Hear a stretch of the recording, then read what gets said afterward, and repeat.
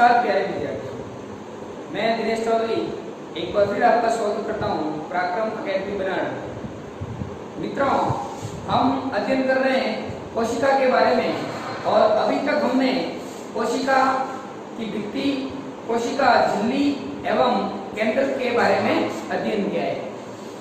अब हम अध्ययन करेंगे कोशिका द्रव्य में उपस्थित अन्य कोशिकांगों के बारे में। तो हम शुरू करते हैं। अन्य कोशिकाओं में सबसे पहले जो आता है वो है अपना माइटोकॉन्ड्रिया।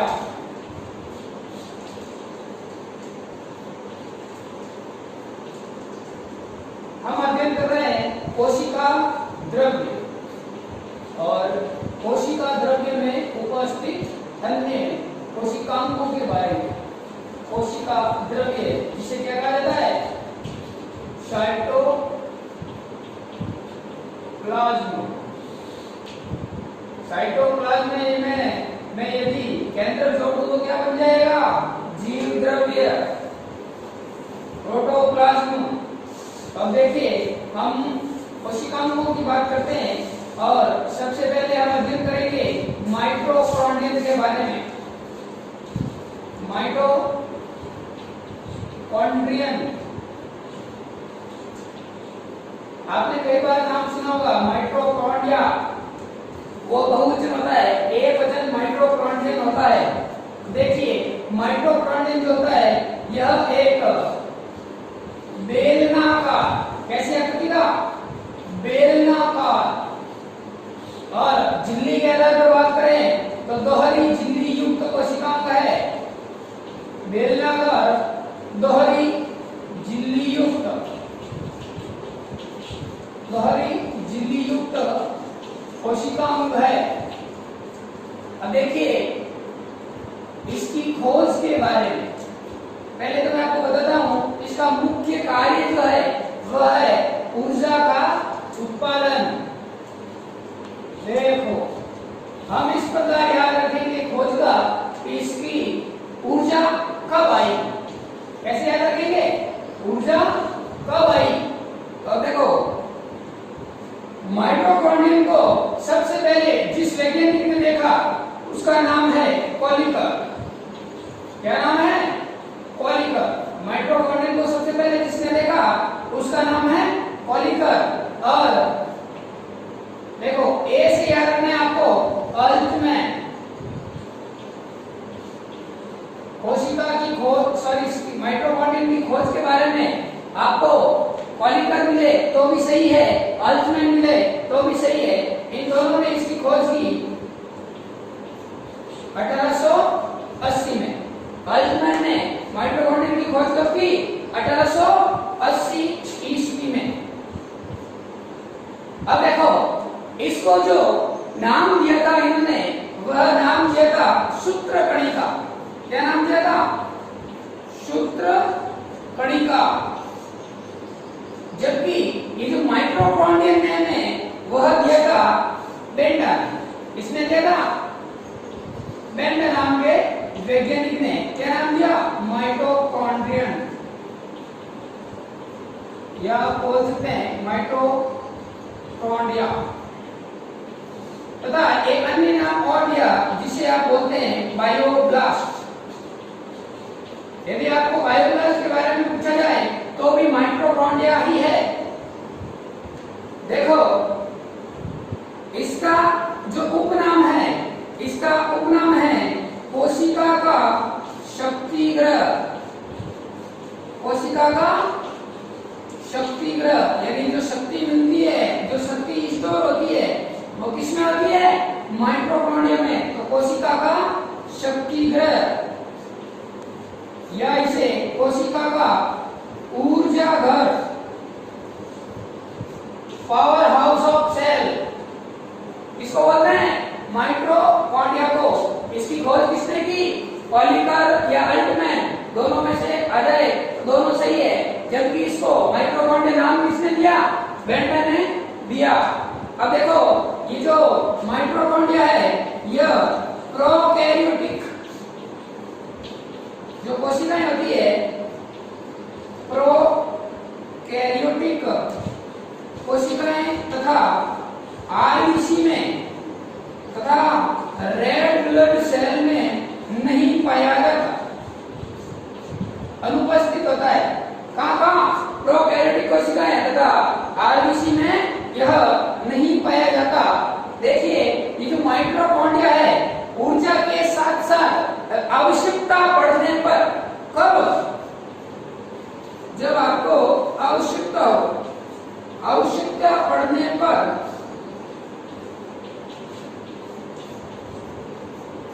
कैल्शियम का संचय एवं श्रवण करता है।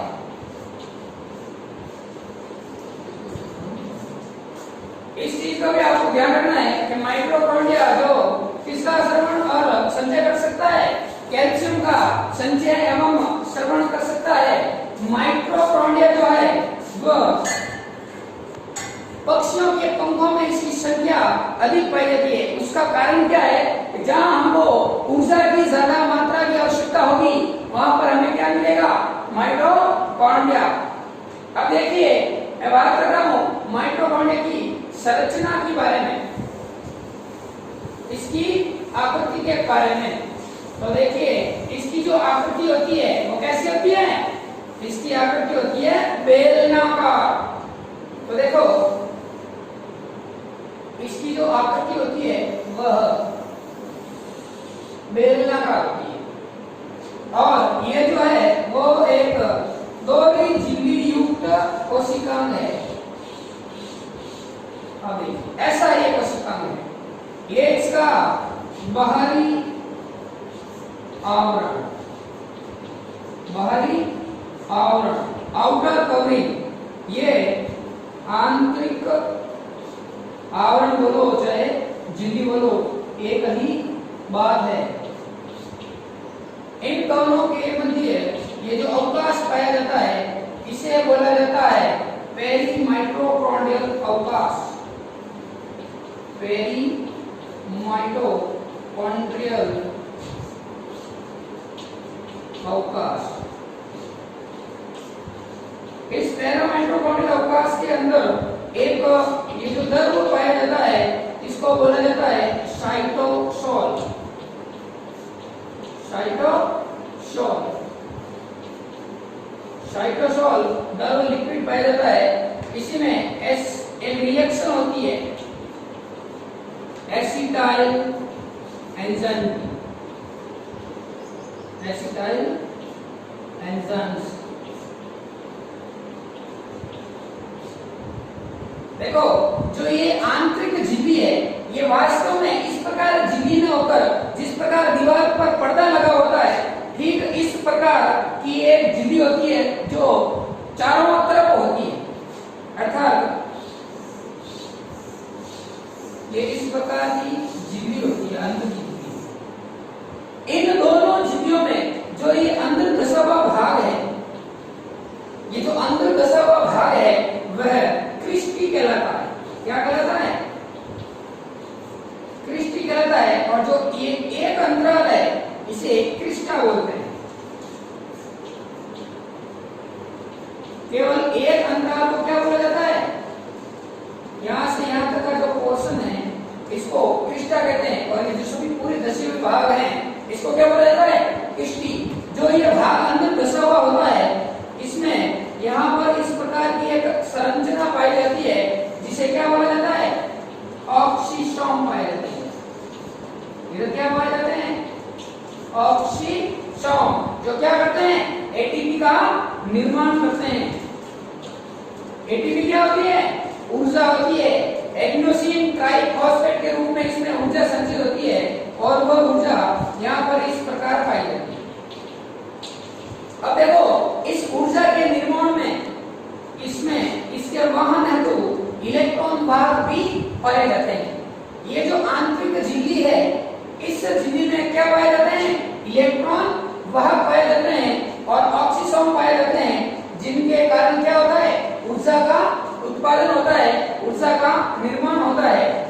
यदि हम बात करें इसमें राइबोसोम्स की तो इसमें ये जो आंतरिक झिल्ली है इस पूरी पर इस प्रकार डॉटेड राइबोसोम्स पाए जाते हैं पूरी पर। और वो राइबोसोम कैसे होते हैं, इस पर क्या पाए जाते हैं, राइबोसोम्स पाए जाते हैं। और ये राइबोसोम्स जो होते हैं वो शीतल एस प्रकार के होते हैं, जहां पर एस क्या है, श्वेडबर्ग नियतांक है, एक इकाई है जो कि दो प्रोटीनों 50S तथा 30S से मिलके बनी हुई होती है। ये जो राइबोसोम्स होते हैं वो 70S प्रकार के हैं, लेकिन ये इकाइयों के रूप में होते हैं। और जो इकाइयां हैं वो 50S एवं 30S इकाई के रूप में होते हैं। अब देखिए इसके अंदर मैं बात करूं यदि इसके डीएनए के बारे में, तो आपको पता होगा केंद्रक में भी तथा माइटोकॉन्ड्रियम में क्या पाए जाते हैं, डीएनए पाए जाते हैं। और डीएनए कैसे पाए जाते हैं, गोलाकार। तो यहाँ पर कैसे डीएनए पाए जाते हैं, गोलाकार डीएनए पाए जाते हैं। आप इसकी डायग्राम बना लीजिए, इसकी संरचना बना लीजिए।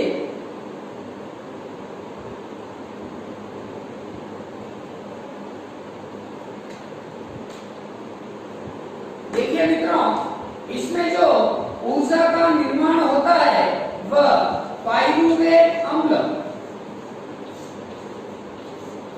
पाइरुवेट अणु बोल सकते हैं, यानी 3 कार्बन। इसका क्या होगा, इसका ऑक्सीकरण होगा, इसका ऑक्सीकरण होता है। और इसका ऑक्सीकरण होकर क्या बनेगा, हमारे पास कार्बन डाइऑक्साइड के रूप में गैस निकलेगी, जल बनेगा तथा ऊर्जा बनेगी। और ऊर्जा कितनी बनेगी, 36 एटीपी ऊर्जा। देखो एक ग्लूकोज का अणु जब टूटता है तब टोटल 38 एटीपी का निर्माण होता है, जिसमें 2 एटीपी पुनः काम आ जाते हैं। और ये जो ऊर्जा उत्पादन हो रहा है, इस प्रोसेस को इधर बोला जाता है कैप्स चक्र। कौन सा चक्र, कैप्स चक्र। ये आप श्वसन तंत्र पढ़ेंगे, उसमें वापस रिपीट होगा कैप्स चक्र क्या होता है। तो यहाँ पर कितने एटीपी का निर्माण हुआ, 36 एटीपी का निर्माण। एडिनोसिन ट्राइफॉस्फेट, एटीपी का पूरा मतलब होता है एडिनोसिन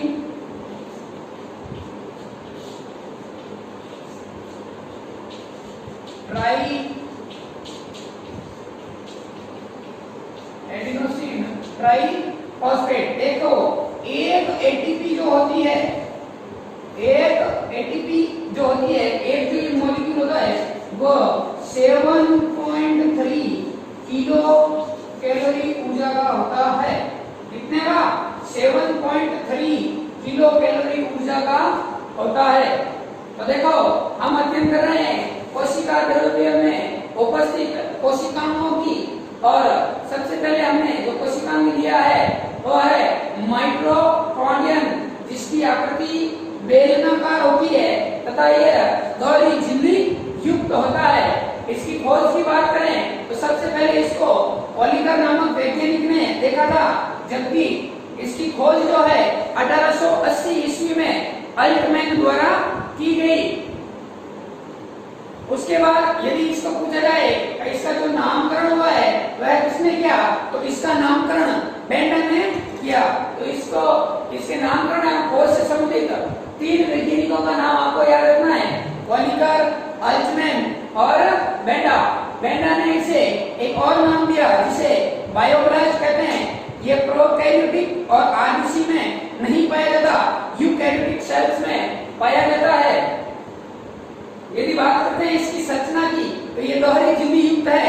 इन दोनों झिल्लियों के मध्य जो अवकाश पाया जाता है इसे पेरीमाइटोकॉन्ड्रियल अवकाश कहते हैं।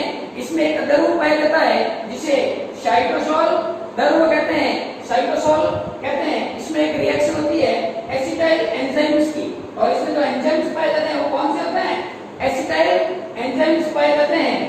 देखो आंतरिक झिल्ली के अंदर जहां पर आपके एटीपी का निर्माण होता है वहां पर ऑक्सीसोम्स पाए जाते हैं, और ऑक्सीसोम्स एटीपी का निर्माण करते हैं। इसमें इनका जो वहन इलेक्ट्रॉन वाहक के माध्यम से होता है।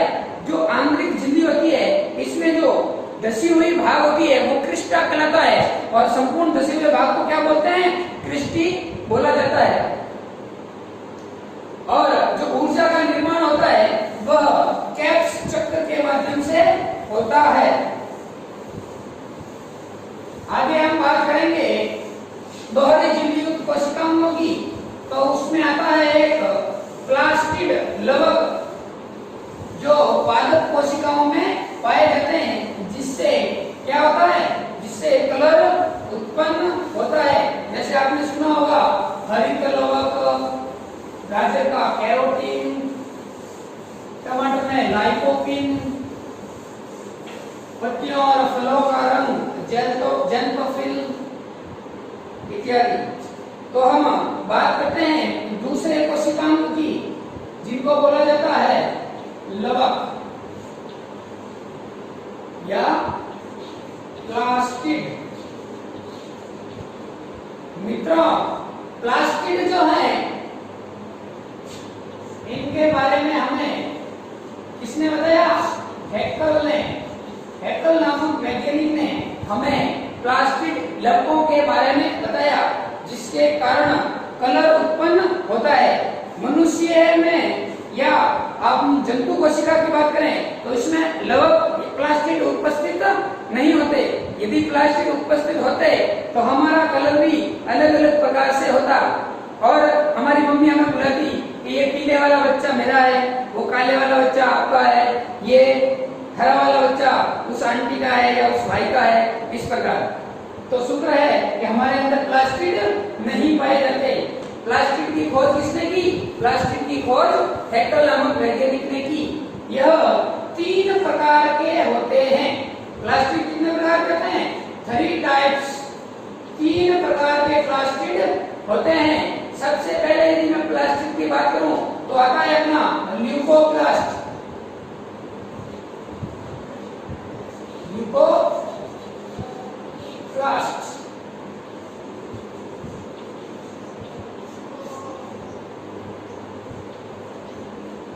उसके बाद बात करते हैं दूसरे की, तो वो है क्रोमोप्लास्ट।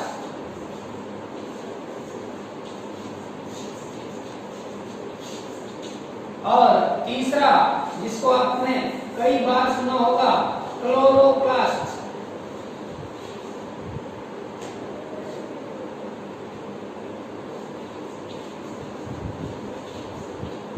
जिसे आप पर्णहरित क्या बोलते हैं? पर्णहरित। ये हो गया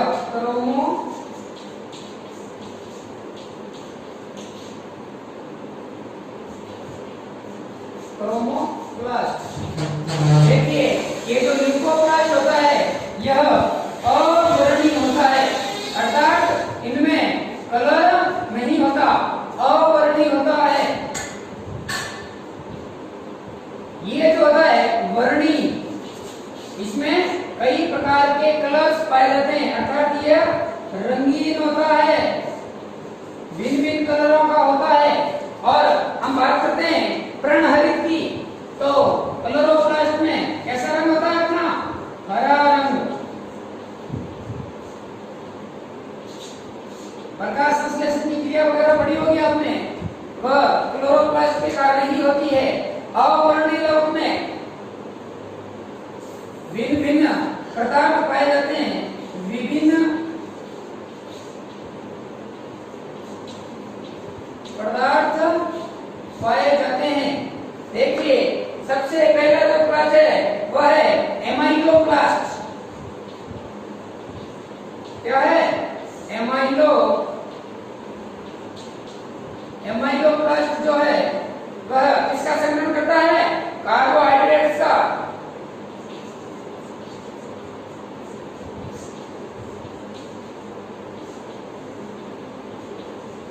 दूसरा जो है वह है एल्यूरोप्लास्ट।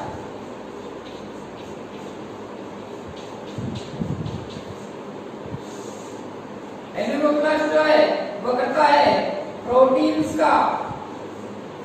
और जो तीसरा पदार्थ है वह है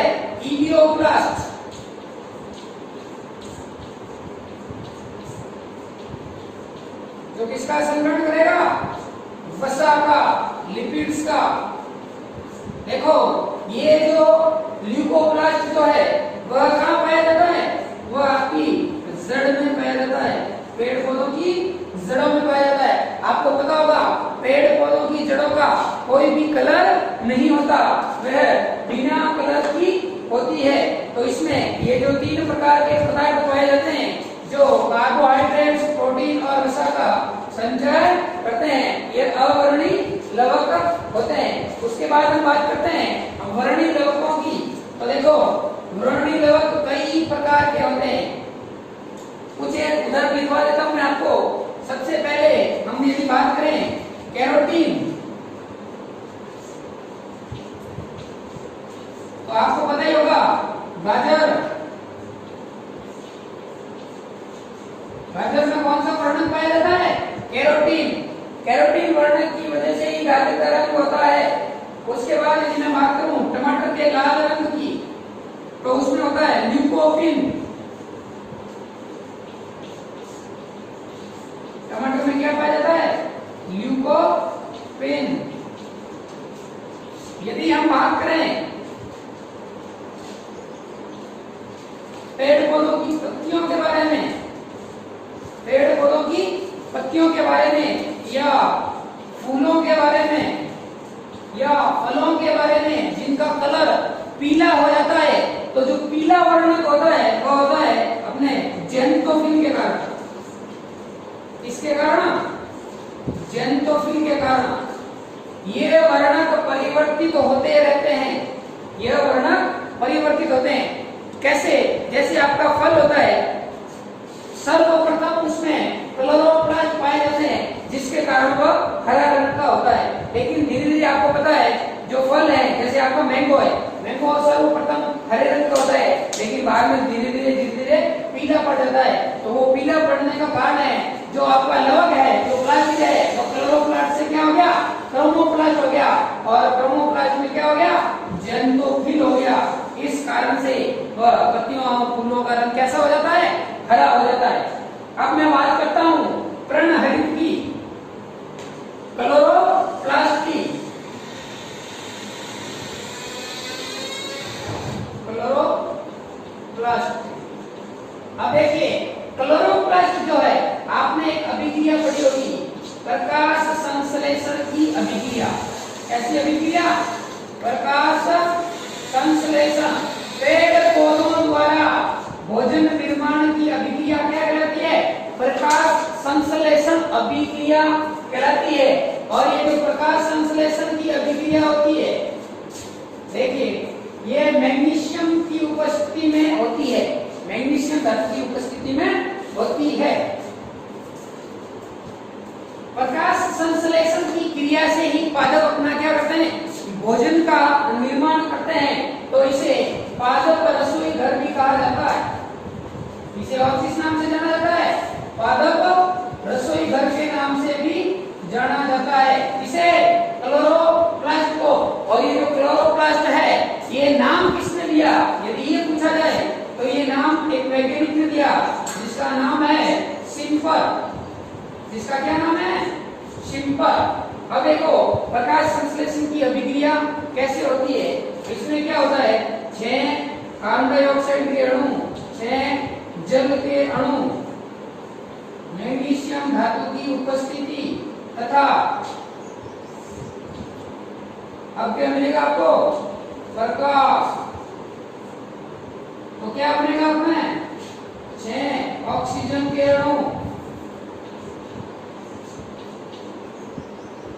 और क्या बनेगा? Glucose C6H12O6। इस प्रकार प्रकाशित अभिक्रिया होती है, प्रकाश संश्लेषण की क्रिया होती है, जिसे फोटोसिंथेसिस कहते हैं। क्या कहते हैं? फोटोसिंथेसिस। देखो किस धातु की उपस्थिति में होगी? मैग्नीशियम धातु की उपस्थिति में। देखो मैग्नीशियम धातु का एक और रोल होता है, और वो रोल क्या होता है?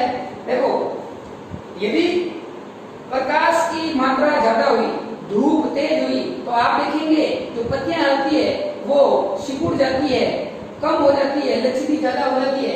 उसका कारण होता है कि जो ये मैग्नीशियम जो धातु होती है, जो मैग्नीशियम धातु होती है ये प्रकाश का क्या करती है, अवशोषण करती है, ऊष्मा का अवशोषण करती है, ऊष्मा को रोकती है। ऊष्मा को रोकेगी तो इससे क्या होगा, पत्तियों को नुकसान नहीं होगा, ऊष्मा का अवशोषण करती है। लेकिन जब प्रकाश ही ज्यादा बढ़ जाता है तब इसकी क्षमता से अधिक हो जाता है, तब ये इतना रोक नहीं पाती, जिस कारण पत्तियां मुरझा जाती है। तो मैग्नीशियम धातु जो होती है वो किसका काम करती है, हीट अवशोषण का काम करती है, हीट ऑब्जर्वेशन करती है, ऊष्मा अवशोषण करती है, पत्तियों को जलने से बचाती है। तो ये हो गए अपने लवक के बारे में। लवक की संरचना की यदि हम बात करें तो देखिए जो प्लास्टिक होते हैं ये दोहरी झिल्ली युक्त होते हैं।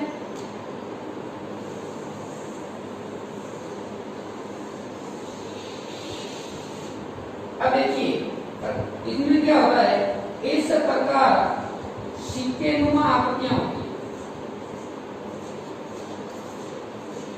और ये आकृतियां आपस में एक दूसरे से इंटरकनेक्ट होती है। इस प्रकार की बहुत सारी संरचनाएं पाई जाती है।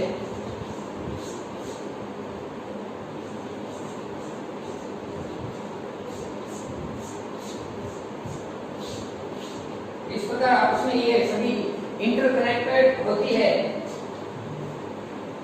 ये जो आकृति दिखाई दे रही है आपको, सिक्के उभार की आकृति, इसे बोला जाता है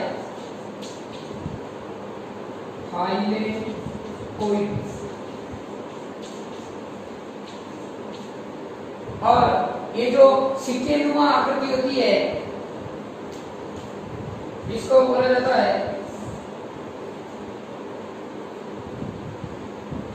ग्रेनम। इसको क्या बोला जाता है, ग्रेनम।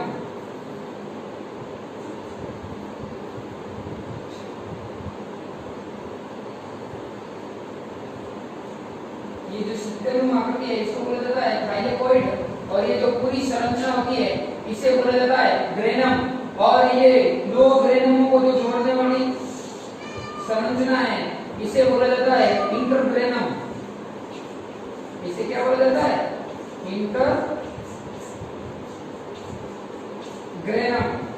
देखिए ये जो संरचना बनी है यह एक लवक की संरचना है। इसमें इस प्रकार सिक्केनुमा जो आकृतियां पाई जाती है, एक सिक्केनुमा आकृति को बोला जाता है थाइलेकोइड। थाइलेकोइड और ये जो पूरी संरचना है